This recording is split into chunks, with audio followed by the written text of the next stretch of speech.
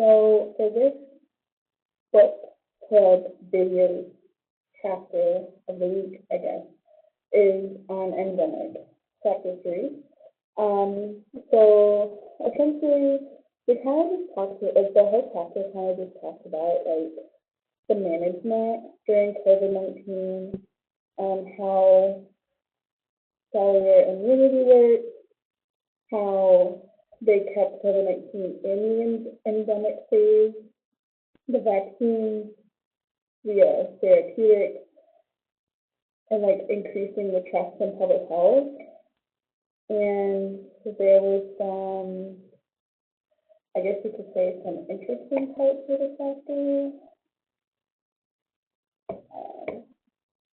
So something that stood out to me was in the endemic management for COVID-19 came in fits and starts in 2022.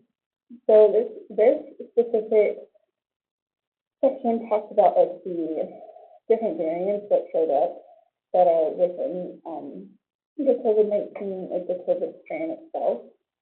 And something that was like really interesting to me is this right here, where it says in the United States, COVID-19 vaccination was still extremely protective against hospitalization from the Omicron variant as it had been against the Delta variant. However, there are estimates that by March 2022, over 60% of the world population had been exposed to Omicron and its subvariants, leading to a great deal of immunity in the population.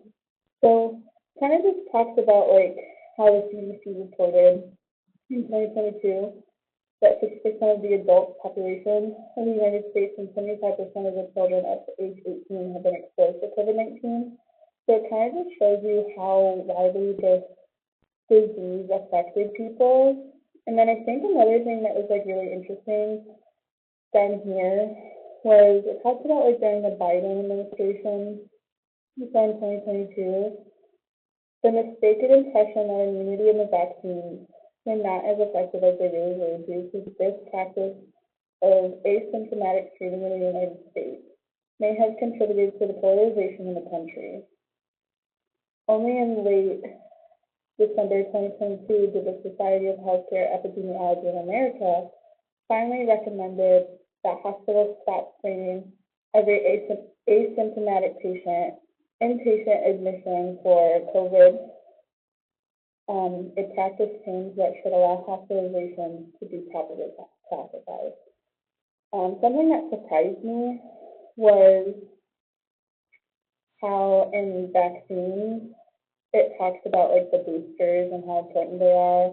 When it has like this hybrid immunity, which is either infection after vaccination or vaccination after infection, which I actually did not know.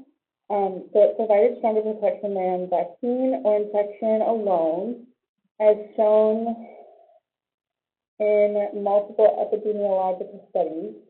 When someone who's been vaccinated gets a breakthrough infection, they develop broad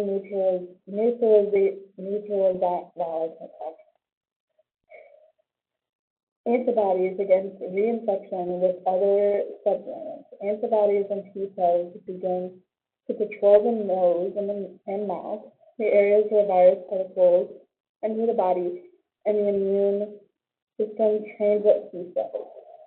So I thought that was extremely interesting.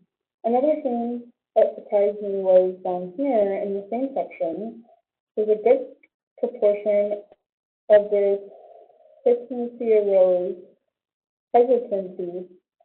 because of misinformation from many sources, including the word of mouth, social media platforms, television, and popular entertainment and media organizations.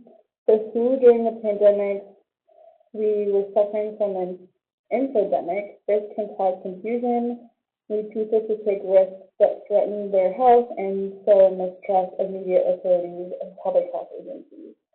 So another thing, so something that was like really impactful to me was under the like increasing trust in public health. So Moreover, we should all be concerned of the mounting evidence that mistrust of public health officials in the United States impacted people's willingness to get vaccines for COVID-19 and more recently for other vaccine-preventable diseases. And I thought that had like the greatest impact to me because of how important it is for people to get their vaccine and what could happen to their health if they don't.